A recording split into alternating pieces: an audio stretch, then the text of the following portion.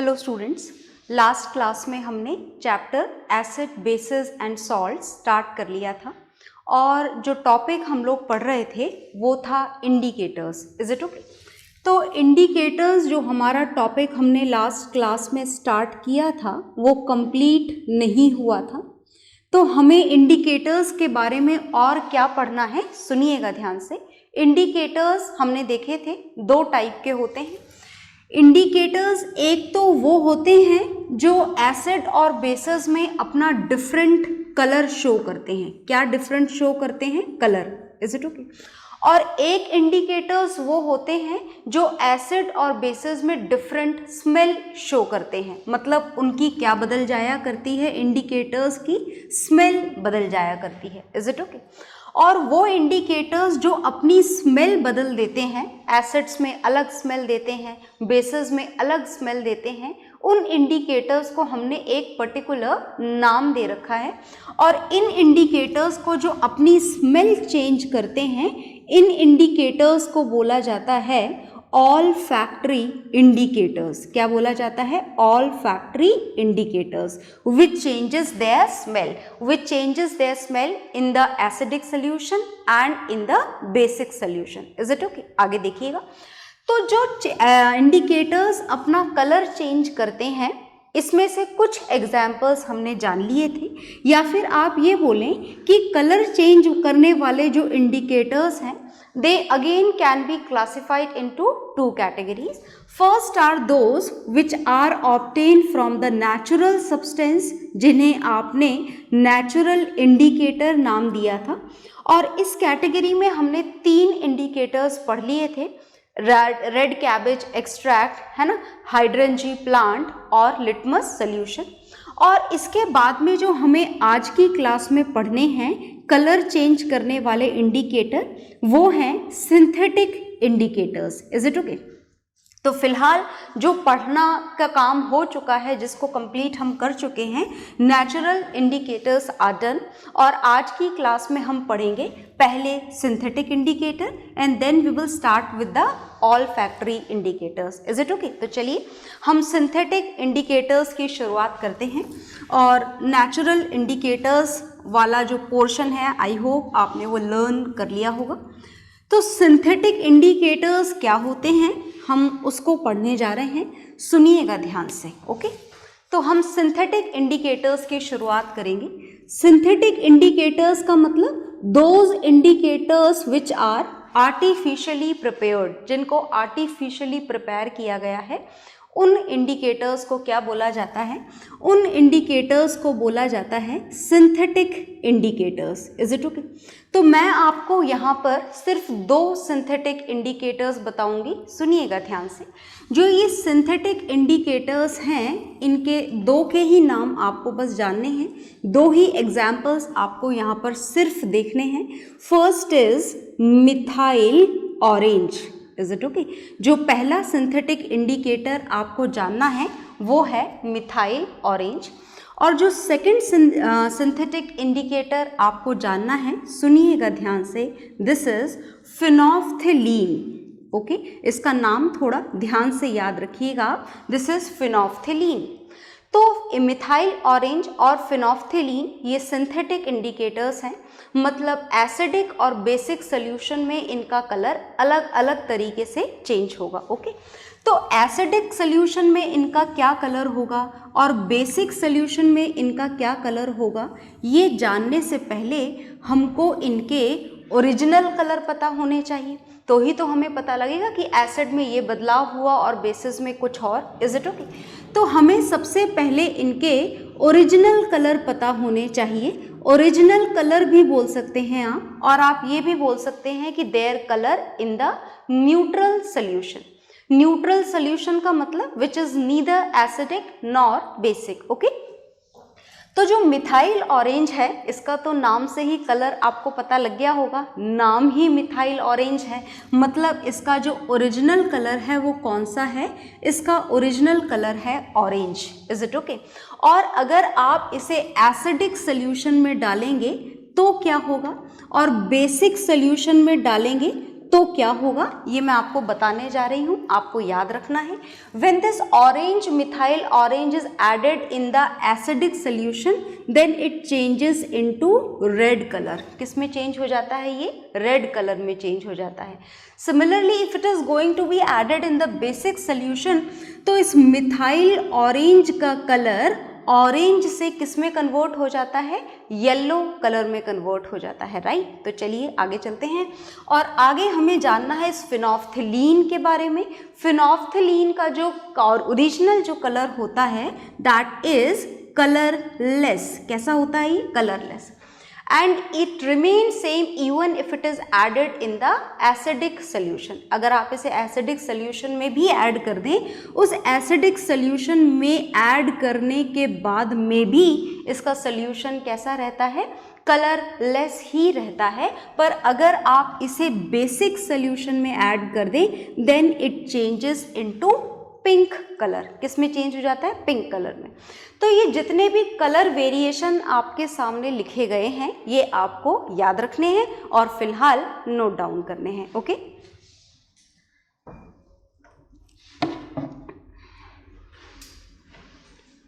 हाँ जी, तो आपने ये नोट डाउन कर लिए होंगे और इसको नोट डाउन करने के साथ साथ हमारे वो इंडिकेटर्स कंप्लीट हो गए हैं जो एसिड और बेसिक सॉल्यूशन में अपने कलर चेंज करते हैं, है ना। तो अब हमें कौन से इंडिकेटर्स पढ़ने हैं? अब हमें वो इंडिकेटर्स पढ़ने हैं जो कलर नहीं चेंज करते, जो क्या चेंज कर देते हैं? अपनी स्मेल चेंज कर देते हैं। Is it okay? तो चलिए हम देखते हैं कि आखिर ऑल्फैक्टरी इंडिकेटर्स के कौन कौन से एग्जाम्पल हैं और वो किस तरीके से अपनी स्मेल को चेंज करते हैं, राइट। तो हम कौन से इंडिकेटर्स के बारे में पढ़ने जा रहे हैं?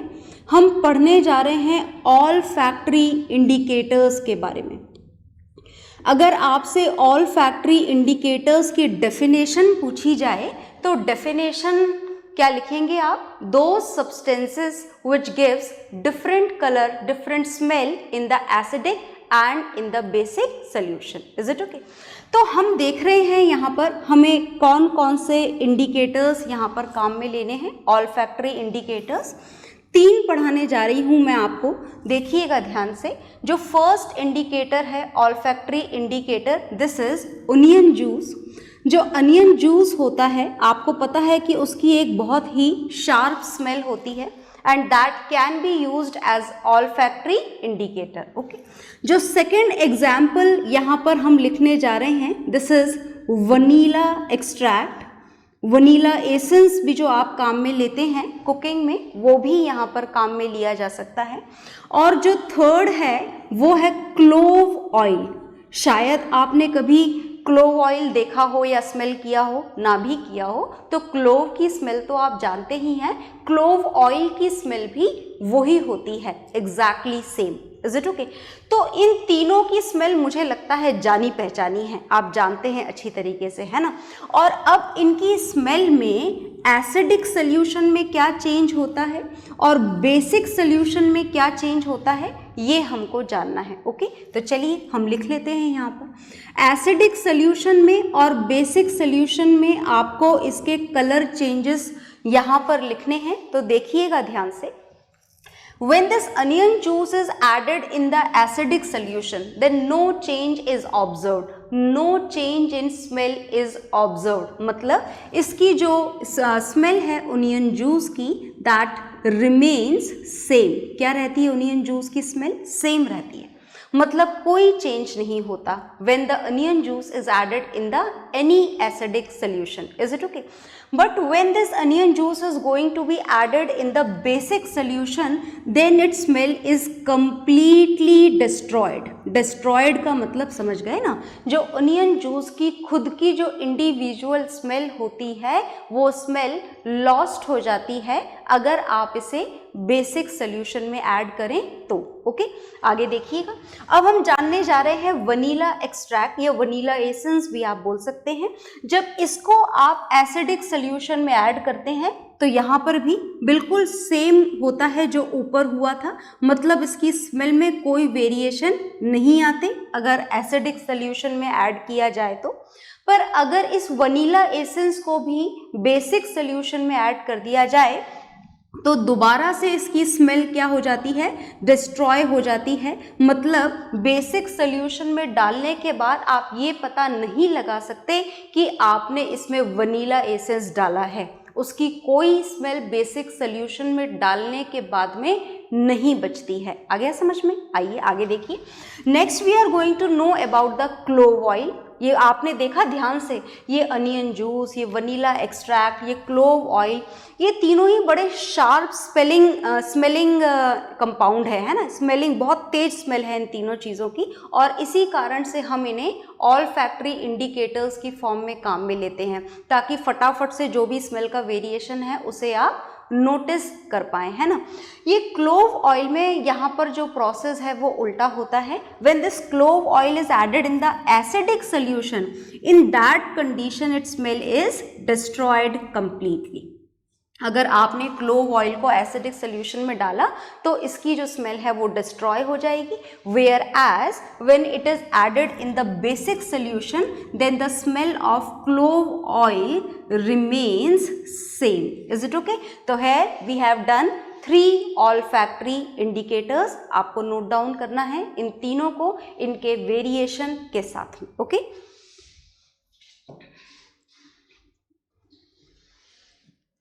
हाँ जी, तो आपने ये नोट डाउन कर लिया होगा, और नोट डाउन करने के बाद में अब एसिड, बेसिस एंड सॉल्ट का जो इंट्रोडक्शन है थोड़ा बहुत वो हम जान चुके हैं।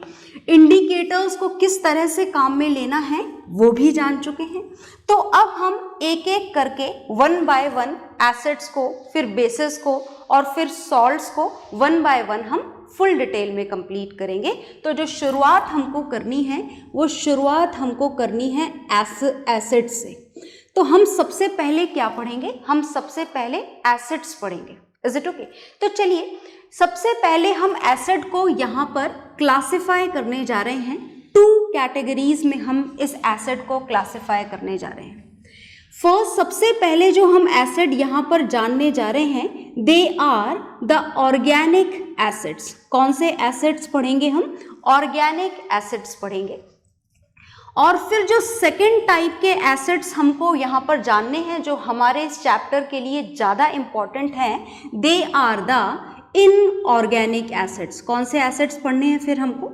फिर हमको पढ़ने हैं इनऑर्गेनिक एसिड्स।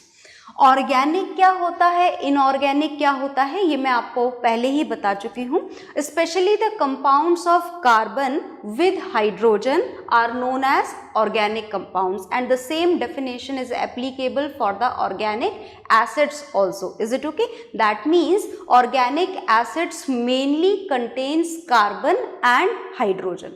पर याद रखिएगा कि ऐसा नहीं है कि कार्बन और हाइड्रोजन के अलावा कोई और एलिमेंट यहाँ नहीं हो सकता। हो तो सकते हैं, जैसे थोड़ा बहुत सल्फर भी हो सकता है, नाइट्रोजन भी हो सकता है, और भी एलिमेंट हो सकते हैं, पर सबसे ज़्यादा ऑर्गेनिक कंपाउंड्स में परसेंटेज कंपोजिशन सबसे ज़्यादा किसका होता है? कार्बन और हाइड्रोजन का। Is it okay? और जब बात इनऑर्गेनिक एसिड्स की जाए तो इनऑर्गेनिक का मतलब कार्बन को छोड़ के सारे बोल दें? बिल्कुल बोल सकते हैं, पर ये बात मत भूलिएगा कि जब भी हम इनऑर्गेनिक कंपाउंड्स की बात करते हैं तो कार्बन भी कुछ पर्टिकुलर फॉर्म्स में यहाँ पर अवेलेबल हो सकता है। For example in the form of CO which is carbon monoxide, in the form of CO2 which is carbon dioxide, next is CO3 2- in the form of carbonate ion, and last is HCO3 negative which is bicarbonate ion. तो ये carbon की वो forms हैं जो carbon होने के बावजूद कौन सी कैटेगरी में काउंट होती हैं?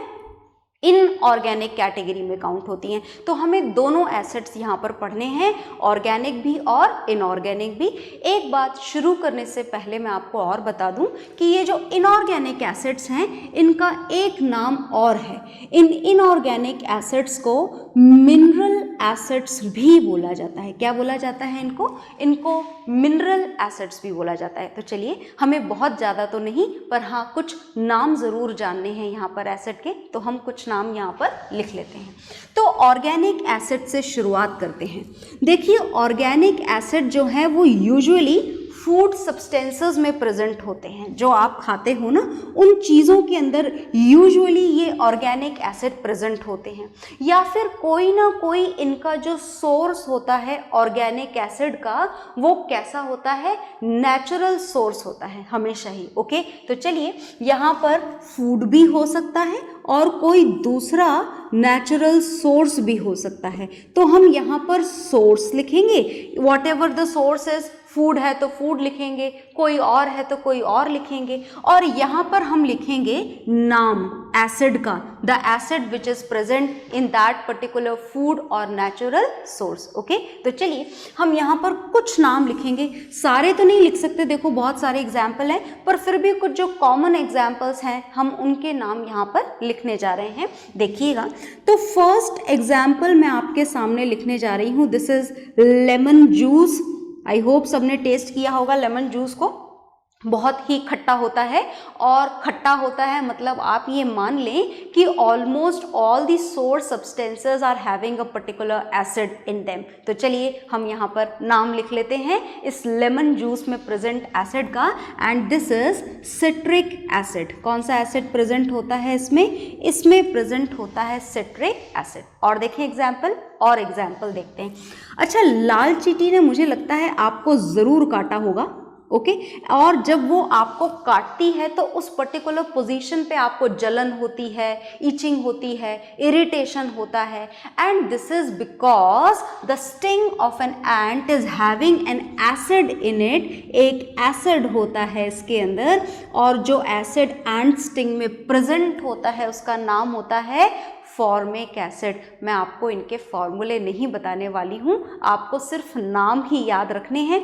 इनमें से कुछ कंपाउंड के फॉर्मूले हम केमिस्ट्री के आगे वाले चैप्टर्स में देखेंगे, but not in this chapter, है ना। तो आपको सिर्फ नाम याद रखना है ऑर्गेनिक एसिड्स का। Is it okay? Mineral acid के तो हम नाम भी जानेंगे और फॉर्मूलेज भी जानेंगे। तो चलिए फिलहाल यहाँ पर हम कुछ और एग्जाम्पल्स भी लिख लेते हैं। देखिएगा, हम नेक्स्ट लिखने जा रहे हैं acid which is present in curd. सबने खाया हुआ है कर्ड, और हम जानते हैं कि ये खट्टा होता है, और खट्टा होता है इसका मतलब एसिड होता है। कौन सा एसिड प्रेजेंट होता है? लैक्टिक एसिड इसके अंदर प्रेजेंट होता है। और भी कोई नाम जानते हैं क्या आप? बिल्कुल जानते होंगे, और नहीं जानते हैं तो यहाँ पर देख लीजिए। Now we are going to write down the acid which is present in tomato. I hope सबने खाया है, पता है सबको खट्टा होता है, तो एसिड का नाम आपको यहाँ पर याद रखना है, दिस इज ऑक्सैलिक एसिड। कौन सा एसिड प्रेजेंट होता है? ऑक्सैलिक एसिड इसमें प्रेजेंट होता है। Next one more, the acid which is present in the protein. Protein के अंदर भी एसिड प्रेजेंट होता है, आपने पढ़ा भी है बायो के अंदर, protein finally changes into amino acid. तो बिल्कुल इस प्रोटीन के अंदर कौन सा एसिड प्रेजेंट होता है? इस प्रोटीन में प्रेजेंट होता है अमीनो एसिड। और एक एग्जाम्पल मैं आपको और बताना चाहूँगी, and this is the example of Apple. Apple खाया आपने? अब अगर आप ये सोच रहे हो कि तो मीठा होता है, नहीं जी, मीठा भी होता है और कई बार खट्टा भी होता है शुरू शुरू में जब एप्पल आप खाते हैं। तो एप्पल के अंदर भी एक एसिड प्रेजेंट होता है, and the acid which is present in apple is malic acid. कौन सा एसिड प्रेजेंट होता है? Malic acid. And a lot of examples are there, और भी हैं बहुत सारे, जैसे टैमरिन में प्रेजेंट होता है tartaric acid. So many examples are there. पर हाँ, ये जो एग्जाम्पल्स आपके सामने लिखे हुए हैं इनको आप नोट करेंगे और लर्न करेंगे, पर उसके बाद में करेंगे जब मैं आपको इनऑर्गेनिक एसिड्स और बता दूंगी। तो हम कुछ इनऑर्गेनिक एसिड्स भी लिखेंगे। Inorganic acids are known as mineral acids. क्या बोला जाता है इनऑर्गेनिक एसिड्स को? मिनरल एसिड्स बोला जाता है। तो चलिए, इनके कोई नेचुरल सोर्स नहीं होते हैं, ये आपकी खाने की चीज़ों में प्रेजेंट नहीं होता है इनऑर्गेनिक एसिड, और होना भी नहीं चाहिए। इनऑर्गेनिक एसिड को आपको गलती से भी टेस्ट नहीं करना है। आपने सोचा लो भाई ये वाले एसिड खा सकते हैं तो ये वाले क्यों नहीं, है ना, ऐसा नहीं करना है, इनको टेस्ट नहीं करना है। Is it okay? बहुत करोसिव नेचर के होते हैं ये इनऑर्गेनिक एसिड। अगर आपके कपड़ों पे गिर जाएं तो होल हो जाता है, स्किन पे पड़ जाए तो रैशेस हो जाते हैं, ज़्यादा कॉन्सेंट्रेटेड पड़ जाए तो आपकी स्किन को पूरी तरीके से डैमेज भी कर सकते हैं। मतलब बात ये है कि बहुत खतरनाक होते हैं, बहुत ही दूर रहना है हमें इनसे, और अगर पास में जाएं केमिस्ट्री लेबोरेटरी में तो बहुत ही केयरफुली इनको हमें हैंडल करना होता है। ओके, तो चलिए हम इनके बारे में कुछ नाम मैं आपको यहाँ पर बता देती हूँ। यहाँ पर आप फॉर्मूलेज भी जानेंगे, देखिएगा ध्यान से। फर्स्ट एग्जाम्पल मैं यहाँ पर लिखने जा रही हूँ हाइड्रोक्लोरिक एसिड। कौन सा एसिड जानेंगे हम? Hydrochloric acid. और मुझे लगता है कि आप इसको बहुत अच्छे से जानते हो, आपको इसका फॉर्मूला याद है शायद। This is HCl। H is hydrogen, Cl is chlorine.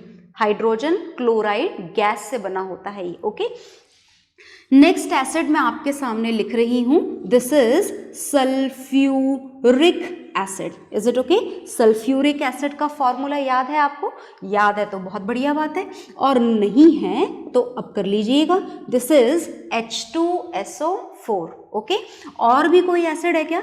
बिल्कुल और भी एसिड है, बहुत सारे हैं, सारे तो हम यहाँ लिखने वाले भी नहीं हैं, कुछ ही लिखेंगे। And the another example is nitric acid. Nitric acid का भी फॉर्मूला देखिएगा, HNO3। This is nitric acid. और एक एग्जाम्पल मैं आपको और बताऊंगी, ये प्रूव करने के लिए कि कार्बन वाले एसिड भी इनऑर्गेनिक एसिड बोले जा सकते हैं। एंड दिस लास्ट एग्जाम्पल जो मैं आपको यहाँ बताने जा रही हूँ, दिस इज कार्बोनिक एसिड। बहुत ध्यान से देखिएगा, ये carbonic acid is H2CO3। Carbonic acid H2CO3। और एक बात और इसके बारे में सुनिएगा, कार्बोनिक एसिड के बारे में, कि ये जो कार्बोनिक एसिड है ये हमारी कोल्ड ड्रिंक्स में प्रेजेंट होता है। Is it okay? Cold drink जो आप पीते होंगे ना, पेप्सी, थम्स अप और ढेरों नाम आपको पता होंगे, तो उस कोल्ड ड्रिंक के अंदर जो एसिड प्रेजेंट होता है वो कौन सा होता है? H2CO3। Is it okay? थोड़ी सी जानकारी मैं आपको इसके बारे में और दूंगी, H2CO3 के बारे में। जैसा कि मैंने आपको बताया कि ये सारे एग्जाम्पल इनऑर्गेनिक एसिड्स के हैं, जिनको मिनरल एसिड्स भी बोला जाता है। तो मैंने आपको बताया कि ये एसिड्स कैसे हैं? हार्मफुल एसिड्स हैं, है ना, आपकी बॉडी को हार्म करते हैं, आपको इन्हें टेस्ट नहीं करना है। अब टेस्ट तो छोड़ो, हम तो इस कोल्ड ड्रिंक को जम पर पीते हैं, है ना, खूब सारी कोल्ड ड्रिंक पिया करते हैं। तो this H2CO3 which is present in the cold drink is definitely going to harm your body. बिल्कुल भी अच्छी नहीं होती है, क्योंकि ये कौन से टाइप का एसिड है? ये मिनरल एसिड है। फिर भी ये आपकी बॉडी में कैसे एडजस्ट हो जाती है, क्या इसकी स्टेबिलिटी होती है, क्या अनस्टेबिलिटी होती है, इसके बारे में हम ज़रूर डिस्कशन करेंगे। पर उससे पहले आप इसको नोट डाउन कर लीजिए, ऑर्गेनिक एसिड्स को और इनऑर्गेनिक एसिड्स को। Is it okay?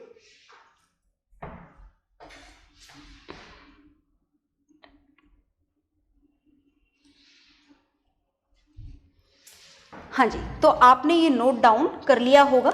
अब जैसा कि मैंने बोला कि हम कार्बोनिक एसिड पे थोड़ा सा डिस्कशन करना चाहते हैं कि कार्बोनिक एसिड कैसे बनाया जाता है, कोल्ड ड्रिंक्स में डायरेक्टली एसिड ही फिल कर दिया जाता है क्या? तो हम कार्बोनिक एसिड पे थोड़ा सा डिस्कशन करते हैं, ध्यान से देखिएगा। देखिए, ये जो कार्बोनिक एसिड है जिसके बारे में मैंने आपको बताया कि ये कहाँ प्रेजेंट होता है, आपकी कोल्ड ड्रिंक्स में प्रेजेंट होता है। सब में प्रेजेंट होता है? बिल्कुल सब में प्रेजेंट होता है ना। कैसे बनता है अब ये कार्बोनिक एसिड? देखिएगा, ये पानी तो आपकी कोल्ड ड्रिंक्स में यूज़ होता है डेफिनेटली, ये आपको पता है। और इस पानी के अंदर जब कार्बन डाइऑक्साइड गैस डिसॉल्व की जाती है ना, वाटर में कौन सी गैस डिसॉल्व की जाती है? Carbon dioxide. क्या आसान काम होता है पानी में कार्बन डाइऑक्साइड गैस डिसॉल्व करना? नहीं, आसान तो नहीं होता, but it is done at high pressure. High pressure लगा करके और इसके साथ साथ लो टेम्परेचर क्रिएट करके, अगर इन दोनों कंडीशंस का ध्यान रखा जाए, कौन कौन सी दो कंडीशन? पहली की आपको हाई प्रेशर लगाना है और दूसरी की लो टेम्परेचर रखना है। आ गई बात समझ में? इन दैट कंडीशन आप इस कार्बन डाइऑक्साइड गैस को किस में डिज़ोल्व कर सकते हैं? वाटर में। और जब ये कार्बन डाइऑक्साइड गैस वाटर में डिज़ोल्व हो जाती है, इन दैट कंडीशन आपको मिलता है H2CO3। This is carbonic acid. अब बहुत ध्यान से सुनना, ये कार्बोनिक एसिड बड़ा अनस्टेबल होता है, बहुत ज़्यादा अनस्टेबल होता है, ज़्यादा देर नहीं बना रहता है कार्बोनिक एसिड। आपने नोटिस किया होगा, आप जैसे ही बॉटल खोलते हो ढेर सारी गैस बाहर निकलती है, ऐसा होता है ना? बिल्कुल ऐसा होता है, क्योंकि ये कार्बन डाइऑक्साइड पानी में मिली रहे, इसके लिए ज़रूरी है कि प्रेशर हाई हो और टेम्परेचर लो हो। अब जैसे ही आपने बॉटल का ढक्कन खोला, वैसे ही क्या होता है, प्रेशर हाई नहीं रहता, प्रेशर नॉर्मल हो जाता है, और नॉर्मल प्रेशर होते ही ये कार्बोनिक एसिड में से दोबारा से कार्बन डाइऑक्साइड गैस निकल जाती है और वाटर अलग हो जाता है। आ गई बात समझ में? तो वो बबल्स के साथ में जो निकल रहा होता है कोल्ड ड्रिंक की बॉटल्स में से, that is carbon dioxide gas. और अगर आपने उस कोल्ड ड्रिंक को उठाकर थोड़ा सा गर्म और कर दिया, है ना, बात समझ में आई? भाई प्रेशर तो आपने ख़त्म कर ही दिया, अब आपने लो टेम्परेचर की कंडीशन और ख़त्म कर दी, आपने उसे गर्म कर दिया, और गर्म करने से तो जो बची खुची कार्बन डाइऑक्साइड गैस इसमें डिज़ोल्व थी वो भी बाहर निकल जाएगी। तो ये जो कार्बोनिक एसिड हमने लिखा था मिनरल एसिड्स की लिस्ट में, ये कार्बोनिक एसिड की एक बहुत ही खास बात है कि ये एसिड कैसा होता है, बहुत ही ज़्यादा अनस्टेबल होता है। कैसा एसिड होता है? अनस्टेबल, मतलब बहुत मजबूरी में बना होता है ये एसिड। खूब सारा प्रेशर लगा दो, एकदम लो टेम्परेचर क्रिएट करके रखो तो ये बना रहेगा।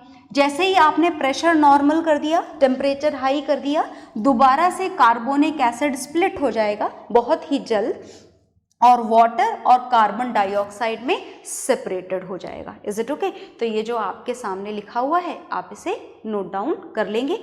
और नोट डाउन करने के बाद में हमने एसिड के बारे में आज की क्लास में जान लिया है थोड़ा सा, natural acids, organic acids, mineral acids, और इन एसिड्स के बारे में हम थोड़ा और जानेंगे पर नेक्स्ट क्लास में। Okay, bye everyone.